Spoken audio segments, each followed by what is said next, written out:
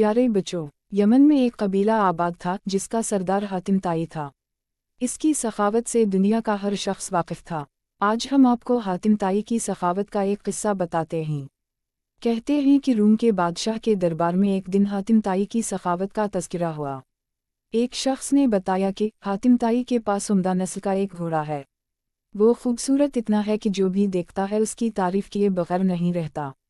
हातिम ताई की तारीफ सुनकर बादशाह ने कहा, जब तक किसी आदमी को आजमाया ना जाए इस वक्त तक उसके बारे में कोई राय कायम करना अक़ल के खिलाफ है। बादशाह ने वज़ीर से कहा कि तुम जाओ और हातिम ताई की सखावत के बारे में हमें मालूमात फराहम करो और इससे कोई ऐसी चीज़ तलब करो जो उसके लिए सबसे ज़्यादा अजीज़ और सबसे ज़्यादा कीमती हो। जारी है, आप उससे उसका तेज़ रफ्तार घोड़ा तलब करें। बादशाह को दरबारी की ये बात पसंद आई।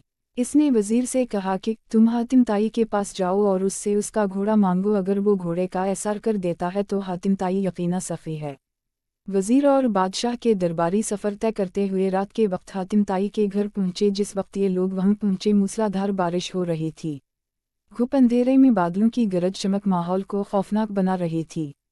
ऐसे ख़राब मौसम में घर से निकलना और मेहमानों के खाने का इंतज़ाम करना बड़ा मुश्किल काम था, लेकिन हातिम ताई ने मेज़बानी का हक़ अदा किया और मेहमानों की तवाज़ो और आराम व आसाइश का पूरा इंतज़ाम किया।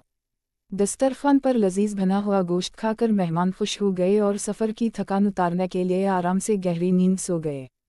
सुबह के वक्त बारिश थम चुकी थी और फ़िज़ा साफ़ हो गई थी। दरख्त खुले हुए और ठंडी हवा चल रही थी। नाश्ते के दौरान वज़ीर ने मेहमान नवाजी का शुक्रिया अदा किया और कहा कि हमारे बादशाह के सामने आपके घोड़े की बहुत तारीफ़ की गई है। बादशाह चाहता है कि आप अपना घोड़ा उनकी खिदमत में नज़र कर दें।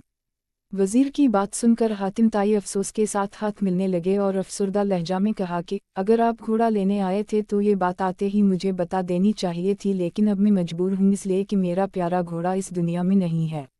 अलामत वावन। पूरी रात तूफ़ानी बारिश बरसती रही। मेरे लिए मुमकिन नहीं था कि इतने सारे लोगों के खाने का इंतज़ाम कर सकूं। ये भी मुमकिन न था कि गांव से ज़ियाफ़त के लिए कोई जानवर मंगवा सकता, लिहाजा मैंने घोड़े को ही ज़बा कर दिया और इसका बना हुआ गोश्त दस्तरखान की जीनत बन गया।